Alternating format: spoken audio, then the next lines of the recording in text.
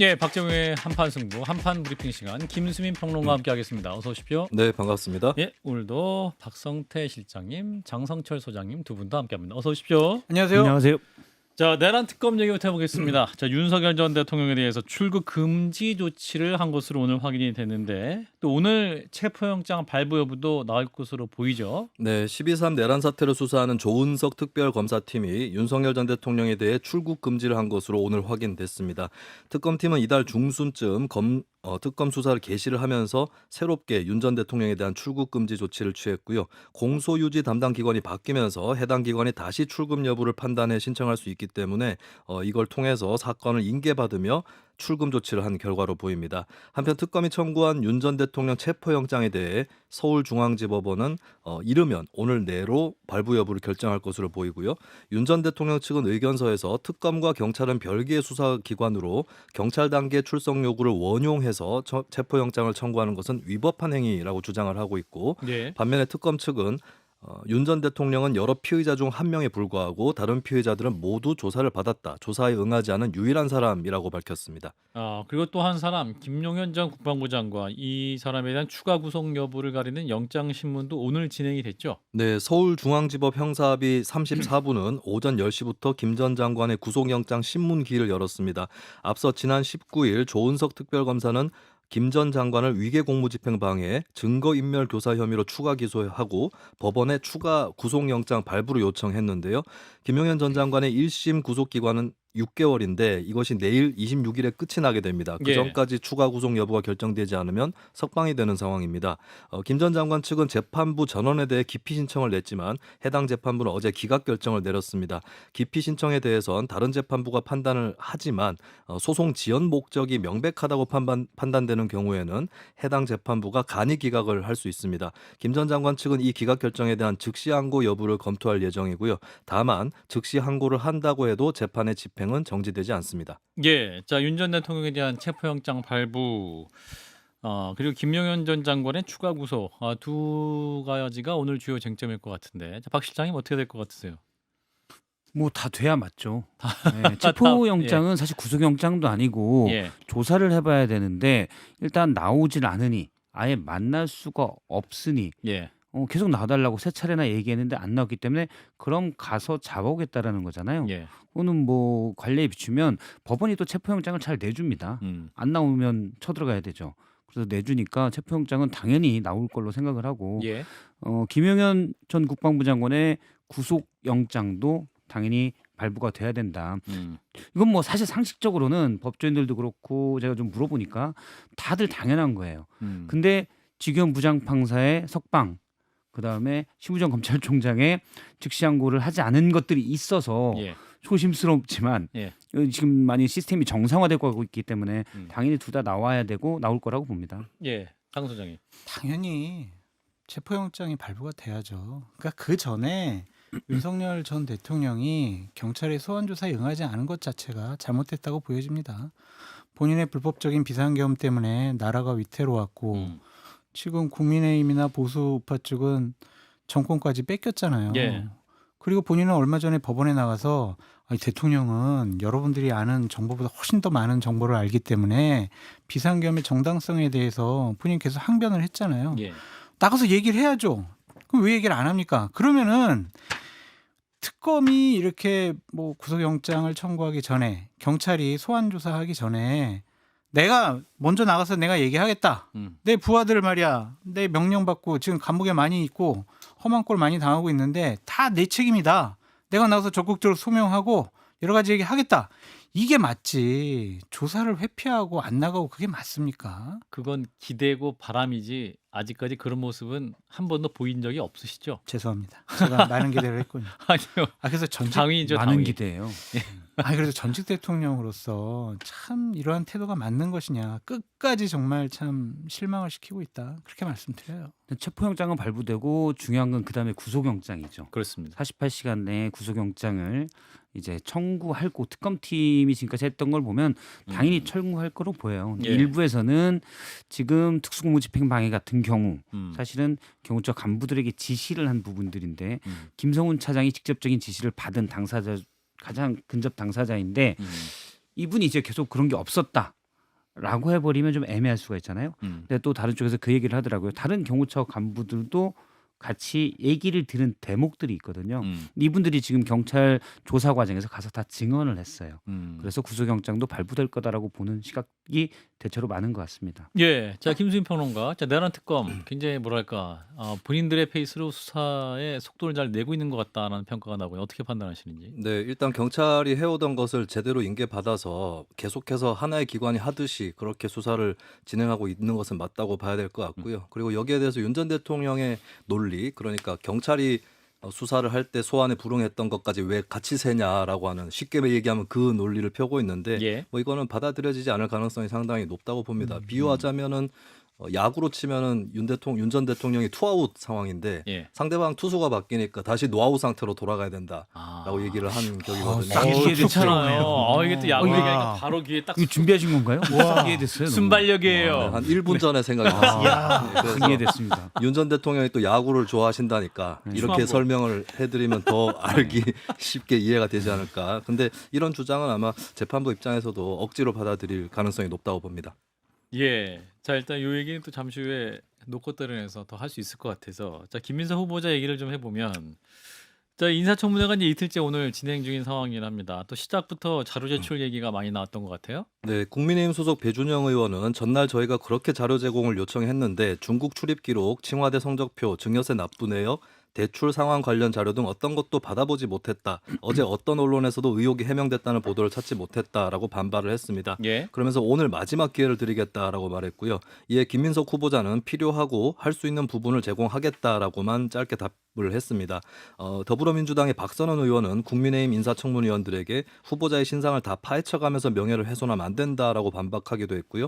같은 당 최현일 의원도 국민의힘 정부 당시에 한덕수, 황교안, 정홍원 전 총리가 여러 자료를 미제출하지 않았냐라고 맞섰습니다. 예. 자 어제 공방의 모습 오늘도 이어졌습니다. 오늘 청문회 주요 장면을 화면으로 듣고 이어가겠습니다. 그 이전에 공개된 자료만을 가지고도 몇 해 동안 분산돼서 전혀 한 해에 6억을 모아서 장롱에 쌓아놨다고 볼 수 없는 것이 제2의 논두렁 시계라고 표현할 수 있는 것을 프레임을 만들어서 계속 지적하시고, 그것이 공당인 국민의힘에 의해서 현수막에 붙여지고 있는 상황이어서 청문회의 의미 자체가 무색해지는 것이 아닌가 싶은 걱정이 들어서, 이런 방식은 과거에 봤던 정치검사들의 조작에 해당하는 경우에는 모르겠지만 청문회에서 통상적인 국회의원들이 하는 것은 아닌 것 같다. 자 오늘 김민석 총리 후보자 두 번째 인사청문회 날 주요 장면이었는데 계속 전해주실까요? 네, 김민석 후보자의 후원자 강신성 씨의 문제가 또 거론이 됐는데요. 국민의힘 김희정 의원은 강 씨 소유의 오피스텔에 김 후보자가 과거 주소지를 옮긴 것을 두고 해외에 나가 있는 동안 우편물을 수령할 목적이었다고 해명했었지만 해외에 나가 있지 않은 시기에도 주소를 뒀다고 지적을 했습니다. 그러면서 실거주지를 증명할 수 있는 자료 제출을 요구했고요. 이에 김민석 후보자는 오피스텔은 거주할 수 있는 장소가 아니라면서 질의하는 특별한 사유를 명료하게 해달라라고 응수했습니다. 또 출판 기념회 수익과 관련한 논란에 대해선 김민석 후보자는 결론적으로 저는 내야 할 것은 다 내고 털릴 만큼 털렸다라고 말했습니다. 또 야당의 공세에 대해 이런 방식은 정치검사들의 조작이라면서 제2의 논두렁식의 프레임이라고 규정하기도 했습니다. 예. 하지만 국민의힘 곽규택 의원은 자금 출처 의혹을 재차 언급하면서 현금이라는 특성상 알 수 없다. 어느 때 얼마를 받았는지 자료를 제출한 적이 없다고 비판을 했습니다. 이에 김 후보자는 자료 요청 부분은 법과 규정, 과거에 있던 부분에 따라 제출했다라고 반박했습니다. 예. 그리고 김민석 후보자 가족의 배추 농사 투자도 쟁점이 됐는데 오늘 질의응답이 있었죠. 네, 김민석 후보자가 미국 유학 당시에 후원자 강신성 씨로부터 한 달에 450만 원의 유학 비용을 지원받았다는 의혹이 도마에 올랐습니다. 예. 김 후보자는 배추 농사에 투자하고 수익금을 받은 것이라고 답변한 바 있는데요. 오늘 국민의힘 김희정 의원은 도대체 얼마를 투자한 것인가라고 물으면서 농업기술센터에 문의한 결과 300평에서 석 달간 한철 농사를 지으면 370만 원 정도를 받을 수 있다라고 언급을 했습니다. 이에 김 후보자는 지금은 따로 살고 있는 애들 엄마가 2억 원을 투자한 것으로 들었다면서 한참 후에 애들 엄마에게 상환한 것을 들었다라고 답을 했고요.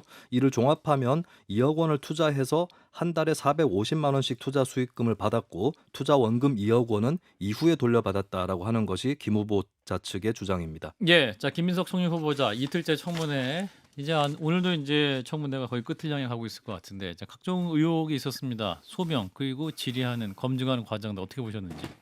일단 뭐 아쉬운 점은 한 방은 없었어요. 뭐 후보자 결정적인 의혹에 대한? 후보자 의혹에 네. 대한 결정적인 한 방은 없었는데 그런데 전체적으로 보면 증인도 없고 김민석 후보자는 털릴 만큼 털렸다라고 했는데 예. 물론 여러 곳에서 뭐 자녀 문제, 유학 문제, 그다음에 소득에 대한 문제 여러 문제에서 들어오긴 했지만 자료 제출을 안 한 것도 제가 보면 맞습니다. 예. 한덕수 전 총리 때도 안 했다고는 하지만 그때 비판했잖아요.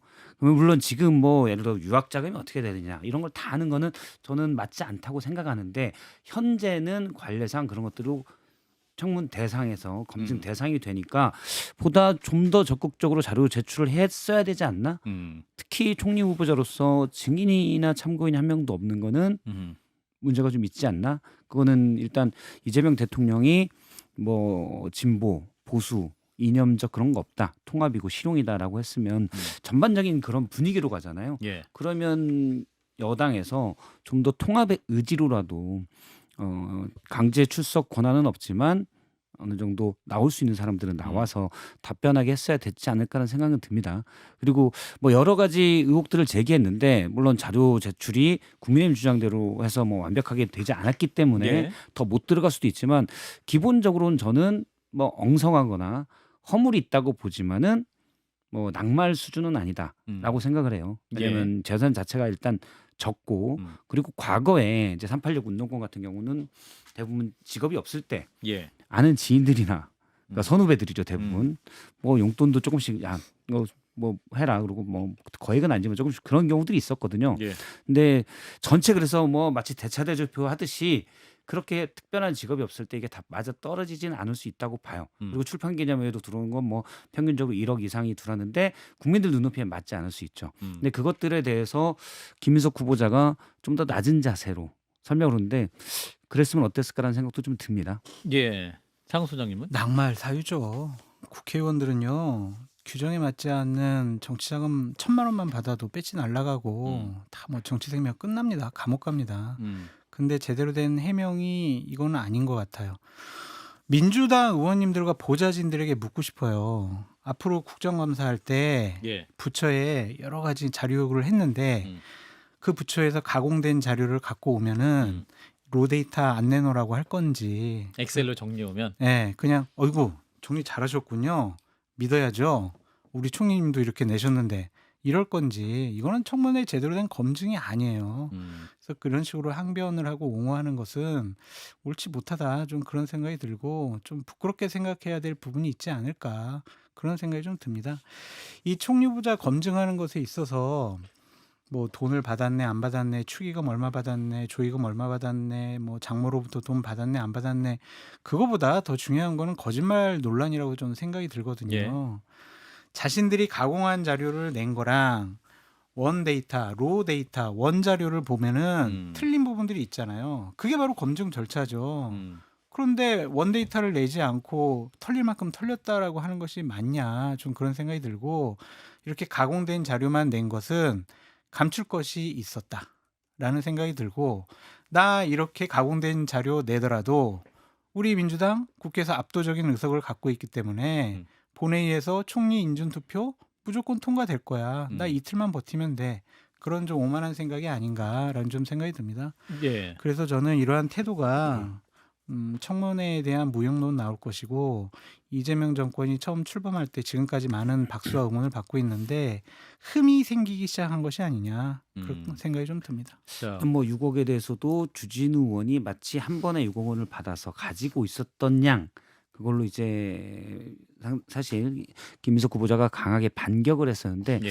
저도 그거는 굳이 뭐 부적절하다고 봐요. 왜냐하면 이미 출판 기념회 2번 뭐 결혼 빙부상 이런 것들에서 조금 들어온 돈들이 있었다. 예. 경조사비로 그렇게 얘기했기 때문에 뭐 일부는 한 번에 있었다고 생각할 수도 있겠지만 대부분은 그게 아니잖아요. 예.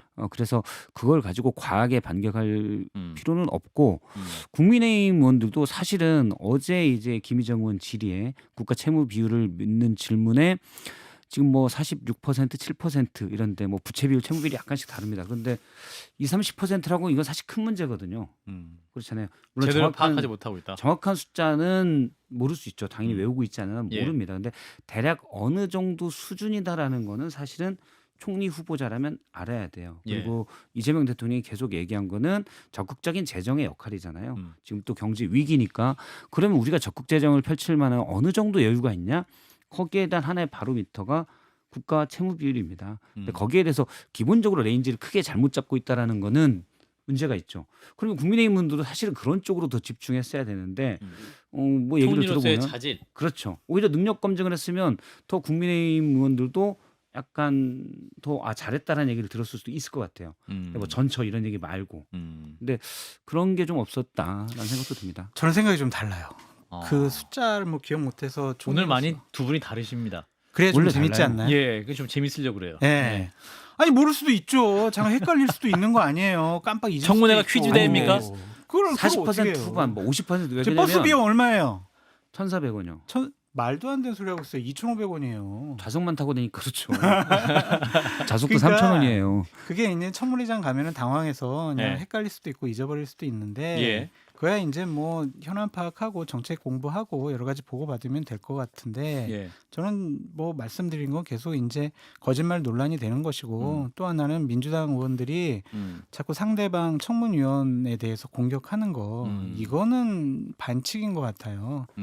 그렇게 좀 안 하셨으면 좋지 않았을까. 좀 자, 그런 우리 생각이 김수민 듭니다. 평론가도 이제 이틀째 김수석 후보자에 대한 인사청문회 보셨을 텐데 어떤 부분을 좀 주의 있게 보셨는지.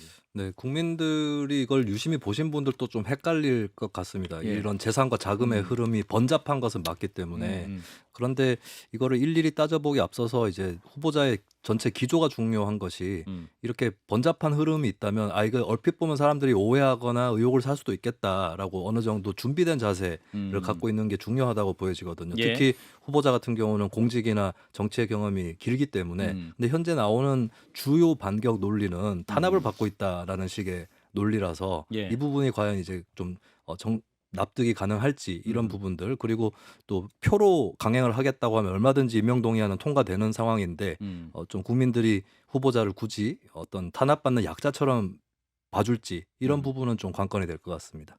예. 자, 일단 오늘까지 이제 청문회가 진행될 것 같습니다. 자, 이어서 이재명 대통령 얘기를 좀 해보면 오늘 광주 갔습니다. 첫 타운홀 미팅을 가졌다고 하죠? 네, 이재명 대통령 오후 2시 30분부터 광주 국립아시아 문화전당에서 타운홀 미팅을 진행을 했습니다. 예. 광주 시민, 전남도민, 전남도지사, 광주시장, 무안군수 등이 참석한 이 행사에 대해서 대통령실 관계자는 소통 행보 차원이라고 설명을 했고요. 이 대통령은 모두 발언에서 행사장 들어올 때 저에게 고함치는 분이 있던데 서 계셔도 되니까 들어오시라고 하시라라고 말을 하기도 했습니다. 예. 이 대통령은 광주 군공항 이전 등 지역 현안과 지역 발전을 위한 여러 가지 건의 사항을 청취했고요. 또 광주 군공항 이전에 대해서는 대통령실의 TF를 구성할 것을 지시했습니다. 예. 그리고 이재명 대통령 취임식을 국민 임명식이다라는 새로운 형식을 기획하고 있다고 하는데 범부처가 참여하는 그런 상황인 거죠. 네, 이재명 대통령은 대선 이튿날 곧바로 취임하면서 국회 로텐더홀에서 약식으로 취임 선서를 진행했었습니다. 그러면서 7월 17일 재헌절의 본격적 취임식인 국민 임명식을 가질 것이라고 예고한 바 있는데요. 예. 현재로서 날짜는 미정이지만 준비는 시작된 상태라고 알려졌습니다. 대통령실 관계자는 오늘 CBS 노컷뉴스와의 통화에서 지난주 국민 임명식 추진단을 발족하고 첫 회의를 열었다라고 말했습니다. 추진단장은 대통령실의 우상호 정무수석이 맡았고요. 국민 참여 의미를 둔 행사인 만큼 대국민 소통 창구인 정무수석이 총괄하기로 했다는 것입니다. 이번 추진단에는 범부처가 참여하면서 대통령실에서도 전 부처가 투입이 되는데요. 추진단은 매주 점검회의를 열고 준비 내용이 정리되는 대로 이 대통령에게 보고할 예정입니다. 예. 자, 타운홀 미팅을 오늘 광주에서 했는데 친명 평론가로 요즘 떠오르고 있는 장성철 소장님. 광주야 뭐 호남이야. 예. 우리 전통적인 지지 기반이고 예. 이번 대선에서도 몰표를 줬잖아요. 이제 예. 그런 고마운 마음 표현이 아닐까 좀 그런 생각이 들어요. 예. 잘하시는 측면이 있는 것 같고 또한 걱정되고 우려되는 부분이 있는 것 같아요. 예. 국민들의 얘기를 직접 들으시겠다라는 것은 상당히 뭐 긍정적으로 볼 수가 있겠죠. 그런데 하지만 이게 대통령의 모든 것을 다 만기칠람 할 수가 있을까 좀 그런 생각도 들고 만기칠라면 모든 걸 다 모든 걸 다 모든 걸 다 설명하고. 네. 그리고 이제 광주에서 진행했잖아요. 이게 성과가 있어요. 그러면은 이거 전국적으로 확대해야지라고 생각할 거고 이것이 효과가 있다고 생각하면 우리 도시도 와주세요. 각 지역에서도 맞아요. 한판 승부다 하면 저기도 나와주세요. 네. 그거 어떻게 감당할 거냐 좀 그런 생각이 들고 예. 대한민국은 시스템에 의해서 아. 나라가 운영되고 유지되는 거잖아요. 이게 이제 시스템을 다 건너뛰고 대통령에게 직접 얘기하면 모든 게 다 뭐 빠르게 결정이 되고 해결이 되는구나. 그렇게 된다면 참모들이나 시스템이나 공무원 조직이 무력화될 가능성도 있지 않을까. 좀 그런 생각이 들어서 좀 이런 우려스러운 상황도 잘 참고하셔가지고 예. 잘 하셨으면 좋겠어요. 정말 비판의 칼이 굉장히 무뎌졌네요. 많이 묻어졌죠. 예, 그 참고해 주시면 좋겠다 이런 평론 어떻게 보세요, 박 실장님? 아니 살아야죠. 장 소장님도 살아야죠. 제가 요즘 뭐, 디스크도 정말 있고 듣기 힘드네요. 네, 예. 디스크도 있고 좀 디스크도 사셔야 돼요. 제가 뭐 박근혜 정권, 윤석열 예. 정권 제가 뭐 하고 싶은 말 다 했는데 뭐 제가 이재명 정권 눈치 보겠습니까? 얼마 안 됐잖아요. 비판할 때 허니문. 타운홀 미팅을 어떻게 비판해요? 한번 비판해 보세요 한번. 알겠습니다. 실장님. 박 실장님 비판해 보세요. 저는 거잘 보세요. 예. 잘한 거예요. 비판을 어떻게 하냐고 이걸. 아니 자. 저는 정말 잘했다고 봐요. 왜냐하면 앞으로 이런 걸 각 권역별로 이루어질 것 같아요. 물론 계속 어느 정도까지 할 거냐 이건 그렇죠. 모르겠지만 그리고 뭐 제가 뭔 정보를 가지고 얘기한 건 아니지만 전 괜찮다. 특히 이제 부산으로의 해수부 이전을 해양수산부 이전을 연내에 끝내라. 건물이 없어요. 임대해서 들어가라. 이렇게까지 했잖아요. 사실 국민들에게 효능감을 주는 거예요. 되게 빠른 일 처리를 해서 현안을 직접 해결하겠다. 이번에도 사실 광주 군공항 이전이 지역 현안이고 지역 간의 갈등이 계속 돼 있었는데 다 관련 담당자들 와서 만나라. 조금씩 양보하자. 예. 그러면 정부에서 지원하겠다면서 현안을 해결하는 모습을 특히 이제 부산 해수부 이전 결정 나면 호남은 우린 뭐야?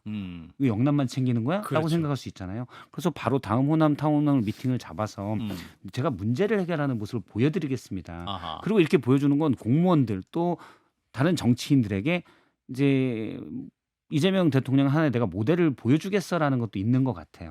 그래서 몇 차례는 더 있지 않을까? 저는 몇 차례 더 있어도 괜찮다고 생각을 해요. 물론 뭐 우리 동해 변압기 문제를 어떻게 해주실 겁니까? 이런 문제는 안 되죠. 예. 그거는 이제 동대표 회의에서 해야 될 거고. 근데 어느 정도 각 권역별로 중요한 현안들은 예. 이렇게 해결하는 것도 괜찮다. 어떻게 보면 탑다운 방식으로 보일 수도 있지만 그 정도 의지를 갖고 해결하면 일단 그건 해결이 되는 거잖아요. 네. 자, 오늘 뭐 또 사법고시 부활 관련 질의부터 제주항공 참사 유족, 주택조합 피해자까지 토론회에서 이제 참석했던 발언들 다양한 게 있었는데, 자 그래도 우리 한판 승부에 유일하게 남아 있는 날카로움 담당 김수민 평론가 네. 비판해 주세요. 두 분이 그 타운홀 미팅에 대해서 좋게 얘기하셨기 예, 그렇죠. 때문에 저는 이제 유의해야 될 상황. 유해 대상. 예, 이걸로 유명한 사람이 프랑스의 마크롱 대통령인데 예. 비판의 여론이 있었어요. 자세히 살펴보면 타운홀 미팅에 참여하는 사람들은 지지자거나 지방의원이거나 그러네요. 이런 사람들이었다라고 아. 하는 프랑스에서도 지적이 있었거든요. 예. 그러니까 한국에서도 열심히 준비를 하더라도 그런 한계는 분명히 가질 수밖에 없을 겁니다. 그리고 항의하러 온 사람이 있다고 해도 이미 행동하고 있는 사람일 가능성이 높은데 예. 그러면은 반대층이라든지 혹은 행동할 여유나 시간이 없는 기회가 없는 시민들 어떻게 대변될 거냐 이 문제까지 같이 고려해서 이 문제는 사실 정당 정치나 의회 정치의 영역이 굉장히 강한데 이런 것들을 다원적으로 구성하는 것이 민주주의 발전에 도움이 될 것이라고 생각합니다. 예, 참석자들을 좀 다양화하고 좀 아픈 질문을 할 수 있는 분도 좀 나오게 되면 어떤 타운홀 미팅의 진정성도 더 부각될 수 있을 것이다. 네, 근데 그뿐만 아니라 안 나타나는 사람들을 어떻게 대변할 것이냐 이 문제를 영원히 고민할 수밖에 없을 것 같습니다. 네, 일단 김수민 평론가는 여기서 보내드리겠습니다. 고맙습니다. 네, 감사합니다.